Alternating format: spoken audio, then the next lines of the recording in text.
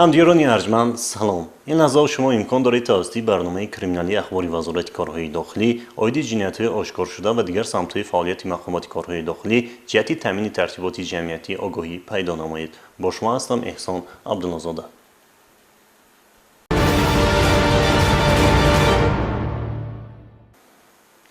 نوواز از آنی که وزارت کارهای داخلی چرایمنی مقصد نوک خود را جهتی از بین بردن تشکیل و براه ماندن فسادخانه یعنی شرایط مهیا نمودن برای استعمال واسطه نشدار جانب کرده چون خانوشکنان را به مجازات کشد هم متاسفانه باز یافت میشوند نفرانی که با راه مفت به دست آوردن مبلغ را بالاتر از سلامتی نسل جوان و قانونهای عمل کننده دانسته به چنین خانوشکنی راه میدهند. عاید منزل استقامتی خود را با فسادخانه تبدیل دادن یک نفر ساکن شهر حصار گزارش نوبتی را تماشا کنید. هنگام گزاراندن چاره‌بینی‌های اپراتیوی جستجوی از جانب کارمندان ریاست مبارزه بر ضد گردش غیرقانونی مواد نشدار وزارت کارهای داخلی شهروند عبدالرحیمов عبدالجبار سال تولدش 1979 استقامت کننده دهه چنار شهر حصار با گمان تشکیل نمودن فسادخانه دستگیر کرده شد. در هفته سنجش معین گردید که نامبرده دوام یک ماه اخیر منزل استقامتی بالازیک را بر عوض مبلغ معین برای استعمال واسطه نشدار به شهروندان شرایط فراهم آورده است. هنگام وارد گردن کارمندان میلیسا با منزل استقامتی بازداشت گردیده شهروندان سمدوف مراد سال تولدش 1980 کریموف محمد اکبر سال تولدش 1987 و بابایف ایلهام سال تولدش 1982 استقامت کنندگان شهر حصار بازداشت گردیدند. طبق خلاصه تشخیصی مرکز نارکولوژی معین گردید که همه نامبردگان مواد مخدر نوع بانگدانه استعمال نمودند. هنگام از نظرگذاری جای حادثه یک مقدار مواد نشدار حشیش و اشیاءهای برای استعمال واسطه‌های نشدار دریافت و مصادره کرده شد. وابسته به حالت مذکور نسبت شهروند عبدالرحیم و عبدالجبار طبق طلبات ماده 205 کدکس جنایتی جمهوری تاجیکستان موادها جمع‌آوری گردیده برای چاره‌جویی به ریاست تفتیشاتی وزارت کارهای داخلی ارسال کرده شده است. از جانب کارمندان شعبه وزارت کارهای داخلی دو در ناحیه رودکی نیز در نتیجه دور نمودن چرایمنی اپراتیوی جستجویی یک حالت منزل استقامتی را به مکان استفاده واسطه نشدار تبدیل دادن از جانب یک نفر ساکن همین ناحیه آشکار گردید. ادامه مطلب در گزارش نوبتی. تشکیل فسادخانه یعنی شرایط مهیا نمودن برای استعمال واسطه‌های نشدار یکی از جنایت‌های تشویش‌آور به شمار رفته. بعضی از شهروندان کوتاه‌اندیش با تشکیل چنین خدمت‌رسانی‌ها می‌خواهند مبلغ به دست دارند.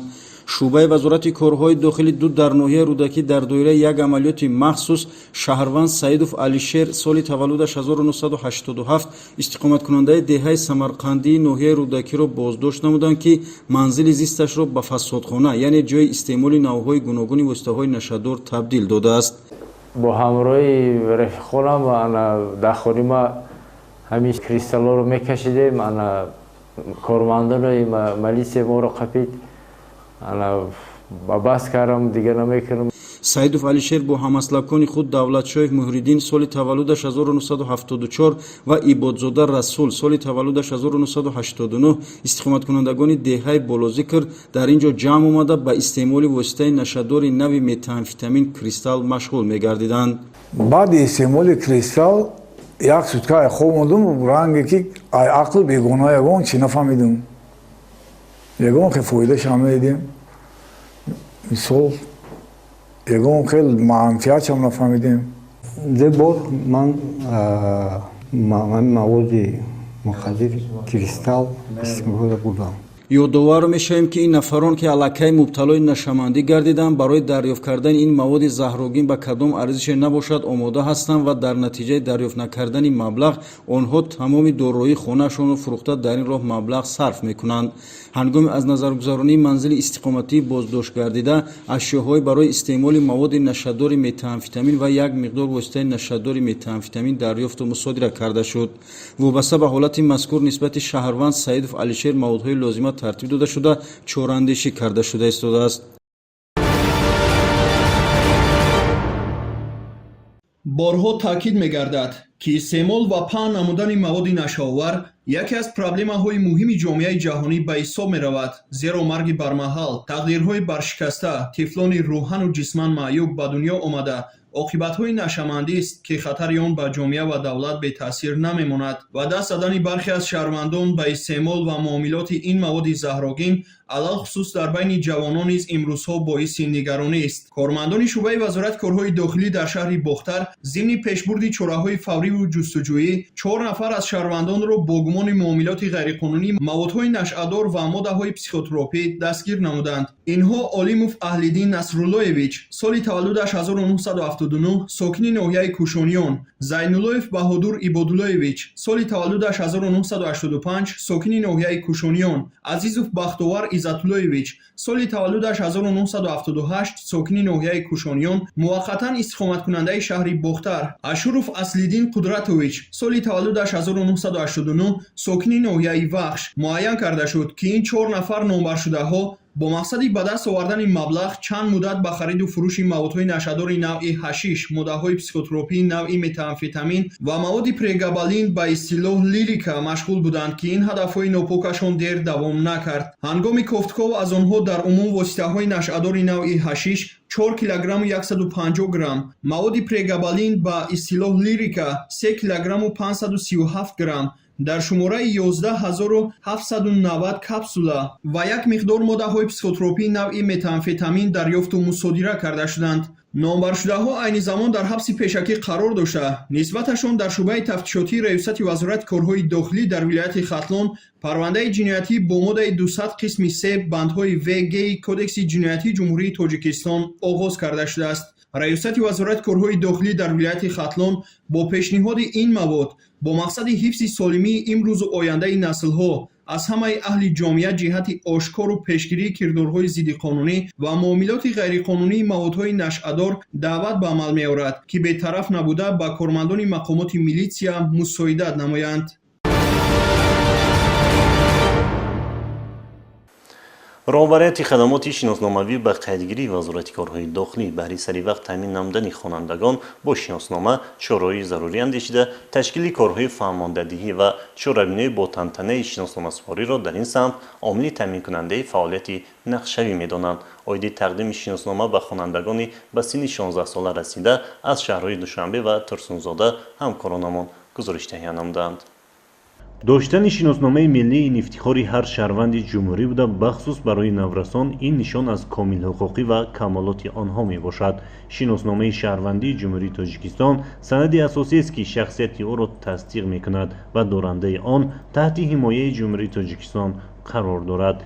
این سخنانی بودند که در مراسم تنطنوی سپردن بیش از 50 شناسنامه ملی جمهوری تاجیکستان به نورسانی که به سن 16 ساله رسیدند و امسال مؤسسه تسهیلات میانه عمومی رقم 72 و مؤسسه تسهیلات میانه عمومی رقم 14 شهر دوشنبه را ختم می‌نمایند ابراز گردید.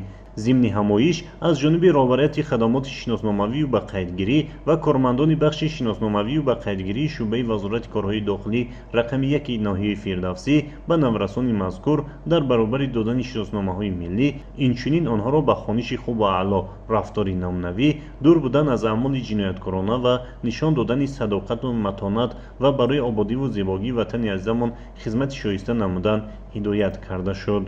همچنین قید کرده شد که قرض مقدس و شهروندی هر یک فرد جامعه ماست که به قدر این آب و خاک و سرزمین بیشتاسا برسد. مینتداری خود را به راهبریت وزارت کارهای داخلی جمهوری تاجیکستان میرسانیم که امروز ما صاحب شناسنامه شدیم و میتوانیم حجتهای خود را سری وقت به مرکز تستی سپاریم و به دانشگاه داخل شویم و در آینده به ملت خود خدمت کنیم. فعالیت در این سمت ادامه داشته سرداران ریاست و شعبه‌های معارف در منطقه‌ها موظف شدند که رویخط خوانندگان به سن 16 رسیده را آماده نموده در همکاری با خدمات شناسنامه‌ای و قیدگیری شعبه‌های وزارت کارهای داخلی در شهر و ناحیه‌ها برای شناسنامه‌گیری خوانندگان مساعدت نمایند.